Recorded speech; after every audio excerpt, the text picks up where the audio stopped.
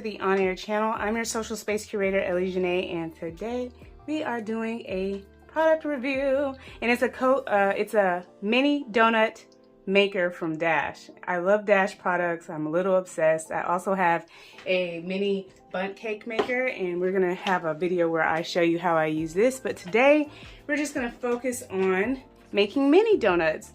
Just a little backstory. I love cake, but of course, you know, you shouldn't be eating a lot of it. So I thought mini donuts would make sense. Not to mention now I actually sell mini donuts online, but these are the actual mini donuts that I sell online. I'm showing you a quick and fast, easy way to make the mini donut maker and what are the best tools to use with this mini donut maker. I could have done a unboxing, but I didn't want to. So I did a huge trial and error on which cakes do well, what do you need to have in the cake, the consistency of the cake, all that cake batter in order to know like what was the best way to use this this maker here and get the best product for you and your family and to put into your lunch and your kids' lunch or whatever, you know? So anyway, the biggest thing that I would say that you would need to do first is make your batter. I made a super moist butter pecan cake. What I really like about this cake, or any of the Betty Crocker cakes, it has more of a crumb to it. And that's what's important about making that donut rise and really have that beautiful look on both sides of the donut. So I'm gonna put this off to the side and talk a little bit, and this is warmed up, so I gotta move kind of quick. But I wanted to talk about what I use in order for me to, put the donut mix into the donut maker. Number one, I use this bad boy from Celebrate It. And what this basically does is this helps you actually add the, add the batter to this actual mix here. And I'm going to show you how to spoon that into here. We're doing a trial and error today because this is a low-key review for this too. But the box looks like this, and I got it at Michael's. No, I got this at Hobby Lobby for like $25, and it has a tip at the end, and it could be any type of flooding that you want, however you want. I got the bigger flooding tool or tip, but it comes with multiple different ones, so if you end up having to do icing and stuff later, this is the best thing ever. But they have multiple different tips and different closures to be able to give you what you need. So we're gonna see if it's up to par. The other thing that you're going to end up needing is a metal fork to be able to get your donut out and not burn. The other thing that you're going to need is a cooking rack. If I can just set it loose off to the side. Yeah, you're gonna need a cooking rack. Preferably some parchment paper or something like that on the bottom would be great. I'm not gonna do it because, I'm almost pretty epically secure that it won't break, but just in case things break or you want to like drizzle stuff, have something underneath your maker here, and or your pulling rack here. And then I have this funnel pourer as well. This is very important because you want to be able to get the batter into here as easy as possible. The instructions ask for you to have like a spatula like this, but I just don't see a spatula putting this in as clean as possible because I want this to be as messless as possible. And I'm making this in my craft room. So that's the true test of if these are the best tools to use to keep a very clean station. So anyway, it is time to start. Usually what I do in order to bring out the best tasting, best flavor donut is use butter. You can use olive oil, you can use any type of fat to crisp up the edges. Coconut oil is also a good one, but it does kind of like soak up the cake a little bit different, but it will give you a crispy edge. But this is Imperial, and it gives that great buttery flavor on the outsides of your donut. And generally what I do in order to get everything prepared and ready is add the butter onto here. I almost skipped a step, and I'm glad I didn't.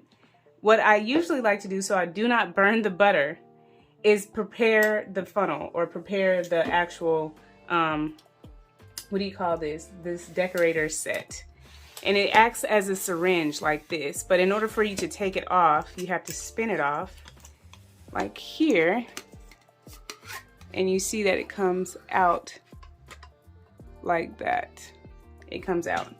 When it comes out, it also releases down here, so you want to be very careful. And then you can change the tip down here as well. Okay, so what I'm going to do is put this batter into this funnel, and this funnel is going to help me flood that into here. So let's do this in a moment of silence because, you know, yeah, that's getting a little hot there. You know, we don't want to make a mess. So if your countertop cannot take the heat of this dash maker, just put a towel underneath it or another cooling rack underneath it, and that would help as well.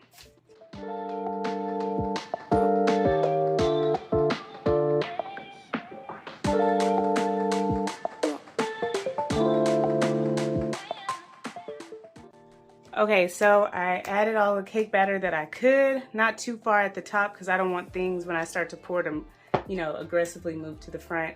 But you can definitely pour into the donut maker from here, but I wanted a little bit more control and a little bit more of a cleaner result. So all I'm doing here is I took the top off and I'm just going to add the cake batter like this.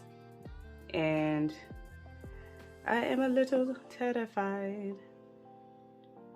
Okay, so you want to also be careful too, because it can come out at the bottom, right? And you want to have a closing end like this, because, you know, I didn't think that thing all the way through. But there you go. Then you just add it, and you don't have to go all the way to the top with this. Let's see, I don't know if it's going to show you. You don't have to go all the way to the top with this. The goal here, oops, is just to have enough for the 7 donuts because you'll refill again.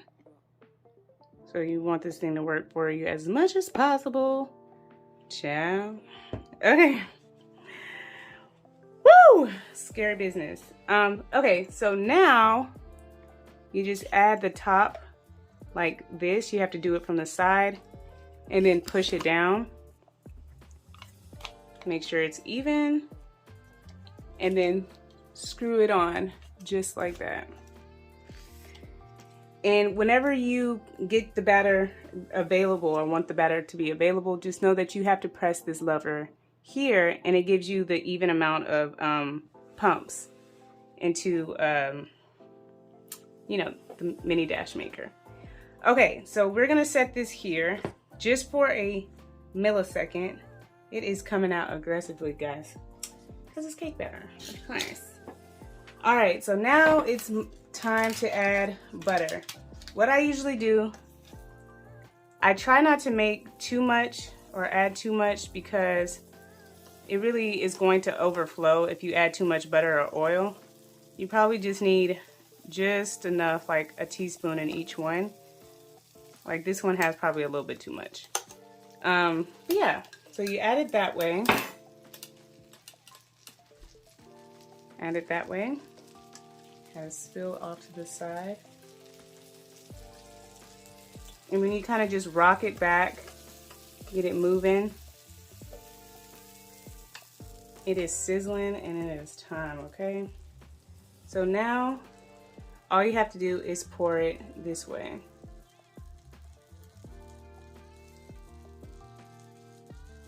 And I like to fill it to the top simply because the top allows you to,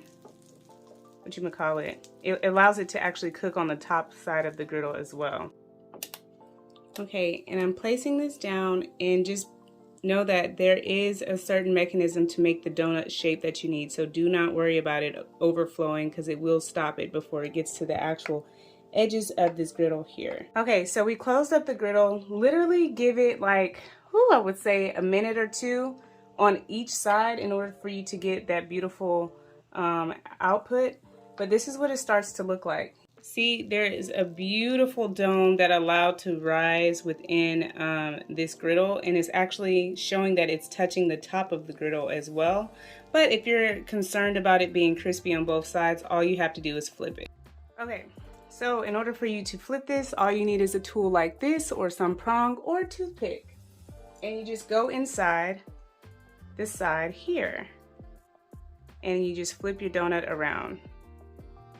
And if it's connected like this, all you got to do is just kind of cut it, make a line of demarcation here, go on the side, and then flip it.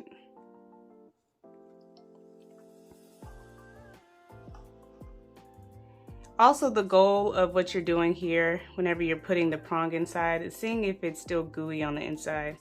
See, that is super moist. If it does that, all you need to do is just kind of lift it up on the side and then flip it on around, and then it'll do the rest for you.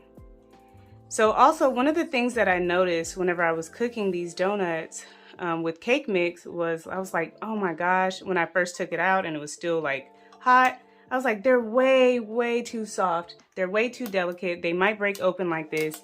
I wouldn't necessarily worry about it, simply because once it starts to cool down like any other cake, you cool it down on the side, it starts to firm up and give you that beautiful cake result.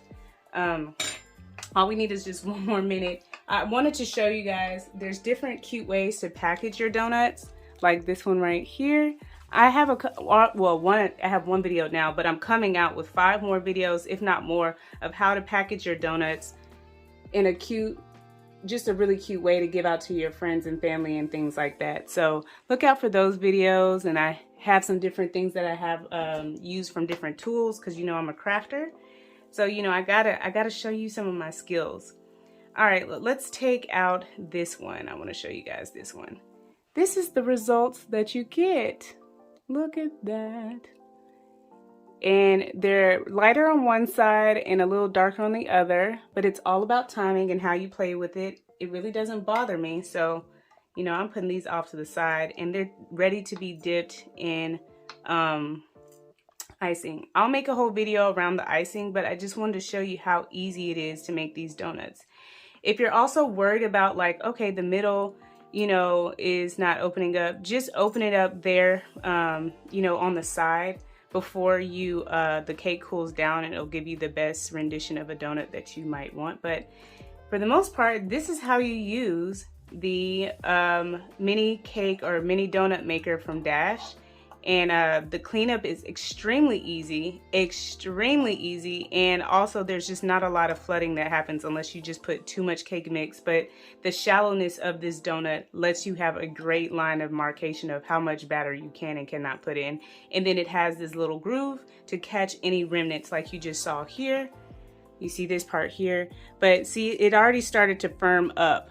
It already started to firm up. So, you know, I wouldn't worry too much about it being too soft of a cake with the cake mix. I think it's the easiest way. And of course, there's different donut mixes and things like that in the store that you can use for this mini cake mixer. So take a look at some of my newer videos that I'm going to be coming out with this mini donut maker, because I'm very inspired to make crafts and different special occasion gifts with this donut maker. It's really just sending me there. So I have a whole bunch of uploads to go, but I have to start with the basics before I get into the big thing. The next video I'm going to make, though, is the mini Dash Bundt cake maker, and I'm going to show you how this beautiful maker makes some great Bundt cakes too. And we're going to use the same batter over here because we do not want to waste anything. But I really wanted to say thank you for stopping by my channel.